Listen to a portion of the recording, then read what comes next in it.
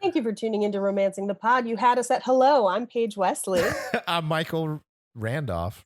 And I'm Todd Randolph. Like, why did you pause? Like, what was that? I'm so not used to using our last names.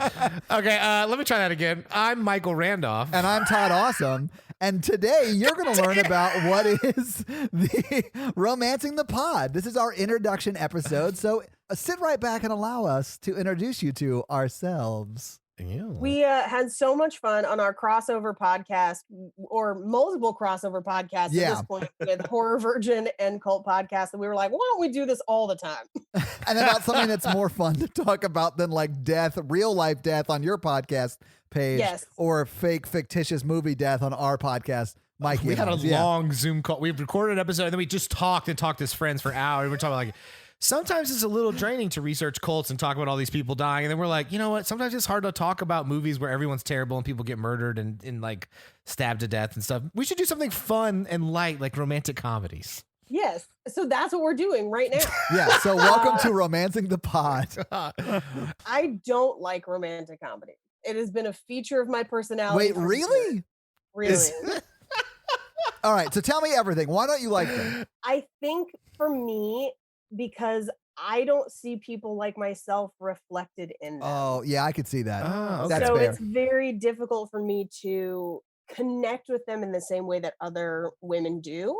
My mom doesn't like romantic comedies, and I think a lot of women use these movies to kind of connect with other women, and especially their moms sometimes. Like, this is something that a girl would go see with her mom, and that's I can kind see of a that. fun thing they share. That's a really good point. Yeah. That's not the relationship my mom and I have. We went and saw Scorpion King together, and we're perfectly happy doing it. I mean, The Rock? Are you kidding me? Yeah. So great. That's a movie you take your mom to, for sure. My mom is a wonderful woman. I love her dearly. She made me the person I am. And she loves crime, procedurals, and sci-fi. Nice. And so that's who I became. And couple that with not feeling represented in romantic comedy. So I tend to not like them very much. All right, I'm about to interject on Paige here. This is not a personal attack, but I find it very ironic that you're like, I don't identify and I don't believe the fairy tale, but in your personal life, you like met a guy, it was kind of like a fairy tale, and then you got married. Well, so we met through mutual friends on Facebook, and then his mom got sick, so we had to be long distance for a year and a half, and then he moved back, and we eventually got married. But that was after years and years of dating horrible people. But did you? So what you're saying is you wrote him every day for a year and a half, and then you got together and are happy. If he was engaged during any point of this, you were like in the Notebook.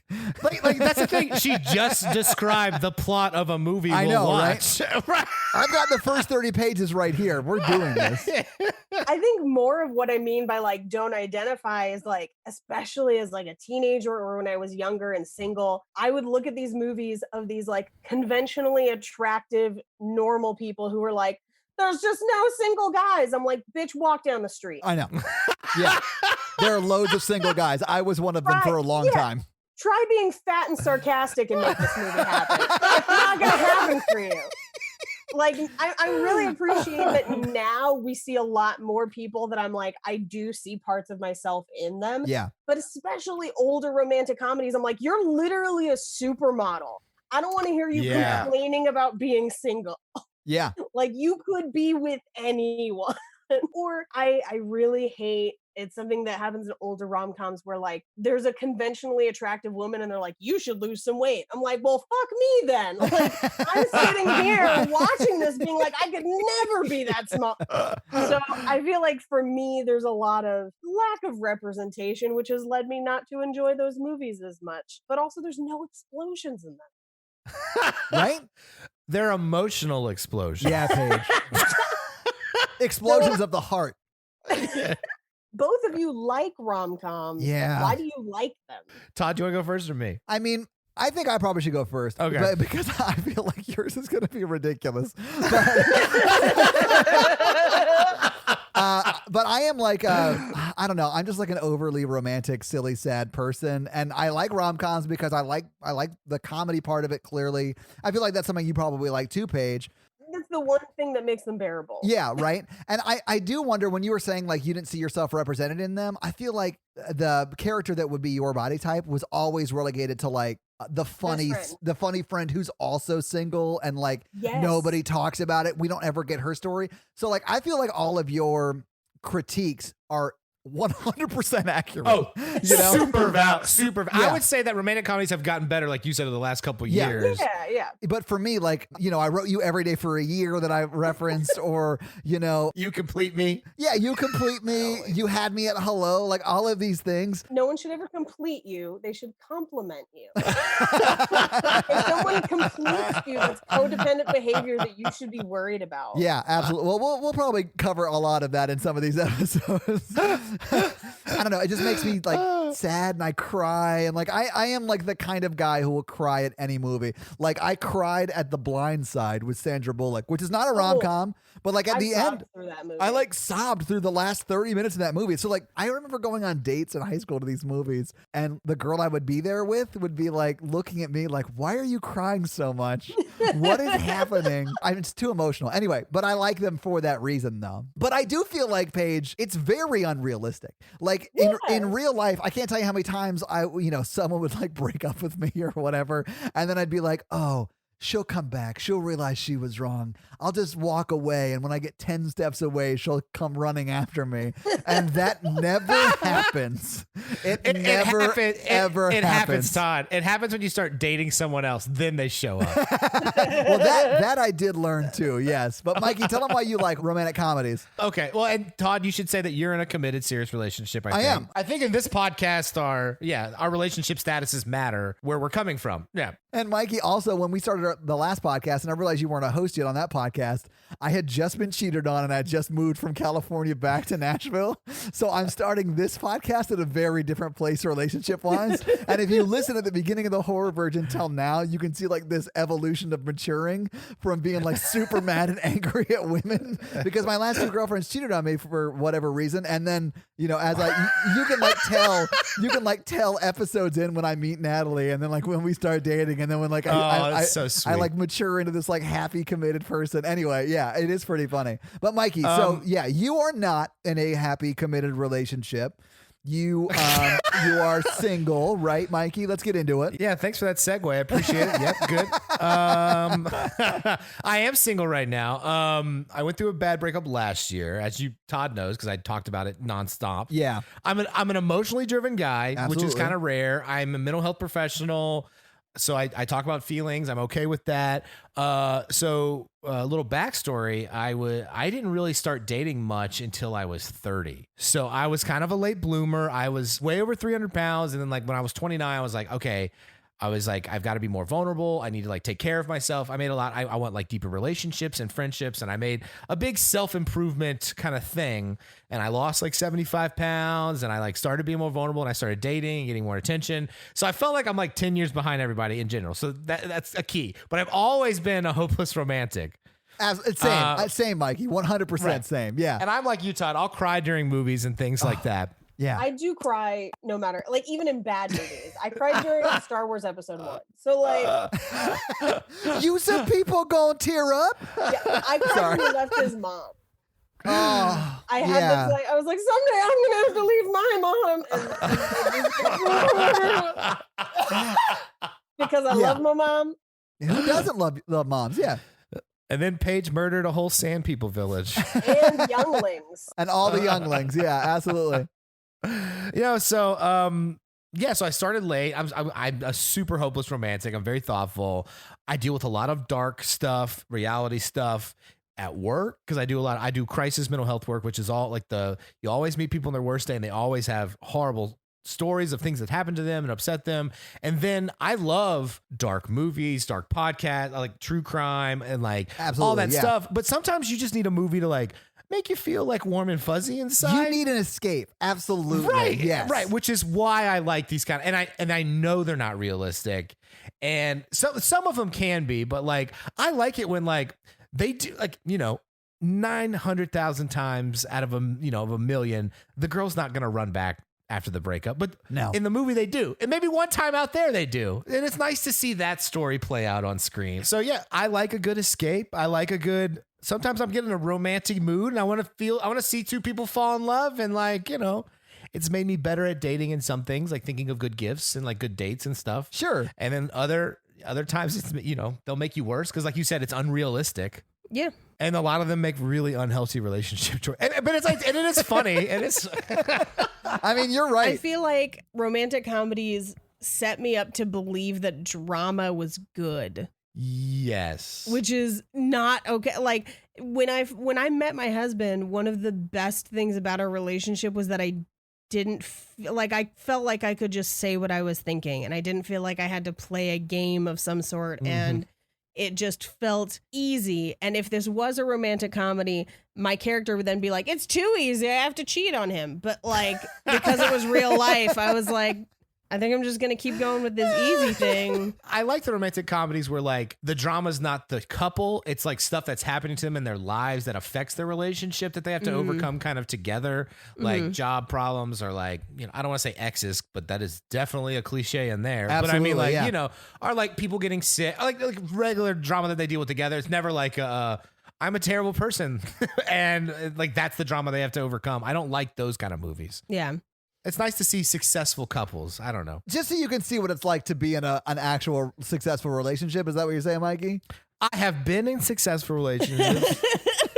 I have had movie-esque moments. Yeah. And they don't, and they have finally in the last like 10 years started making movies about like when all that stuff falls apart, and they're pretty good.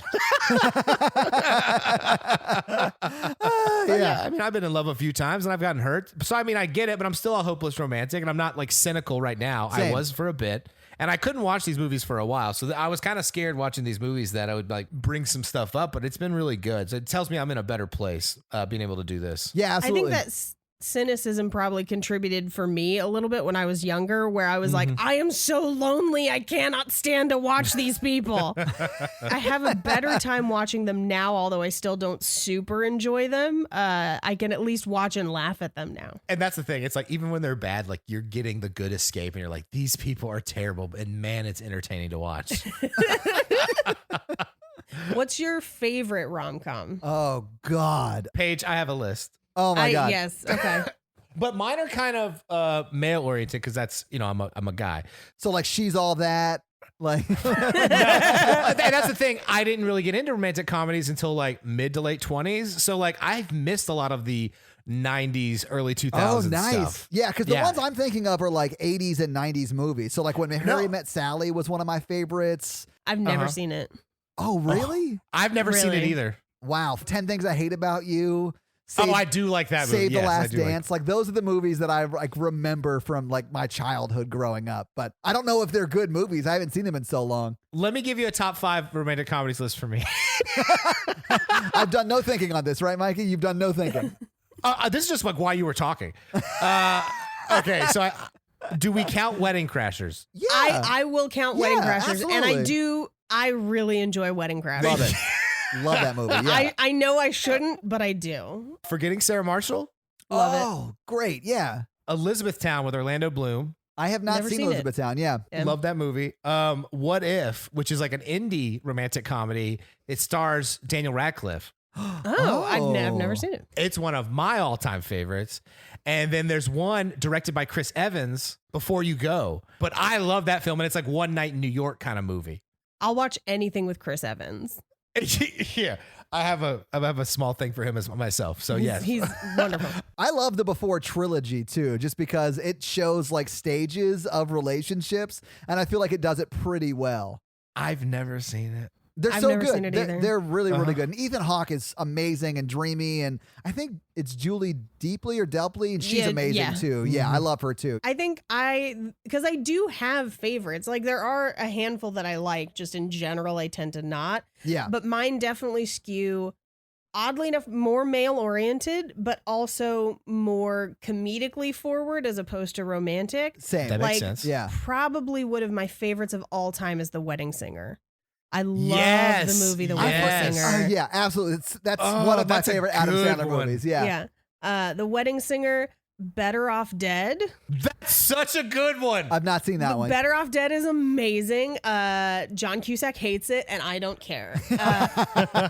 So I Married an Axe Murderer. Oh, that's fantastic. We've all talked about that movie. When we were talking Yes. about doing this podcast, we talked about how that movie was so amazing. And that was one of my first rom-coms. I remember watching it in my friend's basement and being like, oh my God, this is the best movie ever.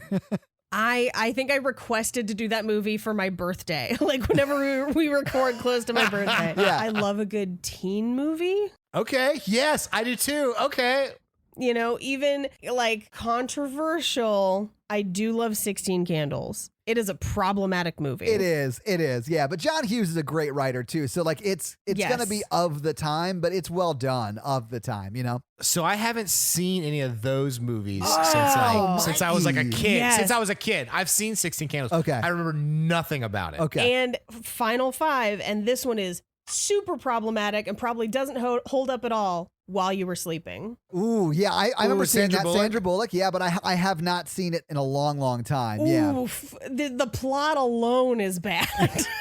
I've never seen it either. I have never seen it. It's one of those movies that I feel like you're going to love, even though you have so many problems with it. Yeah, probably. You're going to be like, this is problematic for so many reasons, but great. It is also a Christmas movie, much like Just Friends, which I Oh, yes. I like Serendipity with John Cusack. I watch Serendipity at least once a year with my girlfriend. It's our favorite Oh, movie. it's so good. Yeah, we love it. Yeah, I've never seen it. it's amazing. This is going to be a fun Yeah. experience for us. And that's the thing about romantic comedies, like what you're saying, Paige, like they're all problematic, but I think people go in knowing this. And it's Yeah. like one of the few film genres where people go in so forgiving. Yes. They're like, this is going to be pretty bad, but like, I really want this. Yes, I agree. And they'll straight up enjoy it when it's like not great. I don't understand, but I mean, I'm right there. I mean, that's why Hallmark Channel exists. Yeah. So we're going to break down these movies. Like Yeah. we'll talk about all the things that are fun, all the things that could be pretty problematic now. I'll go into like a mental health perspective on like, maybe this person's a sociopath, or if this person walked into my office, would I tell them, like, as a couples counselor, what would my reaction be? Todd and I'll come in with the successful relationship perspective of like, yeah, you have to like tell your partner about those things. Yeah, absolutely.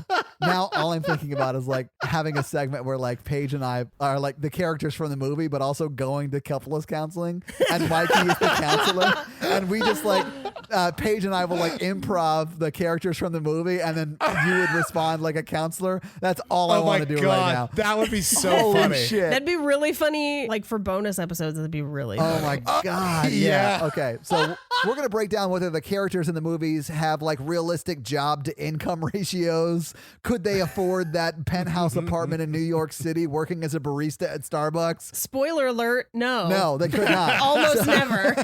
So we're going to be talking about that kind of stuff. We'll talk box office and other like funnish type facts and stuff like that as well. And then we'll, just have some fun. So it will be sort of a weekly thing. We'll give you homework to do by watching this movie, and then we will discuss it. Yeah, I'm super excited about I can't wait, man. It's going to be so much fun. I'm already having fun, so it's good. Same. So guys, check out our bunch of episodes. Like there are 5 episodes right now for you to go binge. So go binge them. Leave us a rating and review. If you want to follow us on social, we are at Romancing Pod Show. Romancing the Pod Show. Romancing the Pod Show. We just got it set up. So it's Romancing the Pod Show on all the social platforms. Yes. And yeah, just go follow us, give us a rating and review, all of that stuff. Tell your friends and just have some fun with us. It's going to be a lot of fun. I cannot wait. We've recorded 1 episode already, guys, and it was fucking fire. I'm excited. I'm so excited for the next one we're going to record. I know. I'm like, I have can't wait So to- many thoughts. Yeah. So guys, we'll see you in our first episode, and then Forever. You guys complete me. all right, guys, so go binge our first episodes. Bye.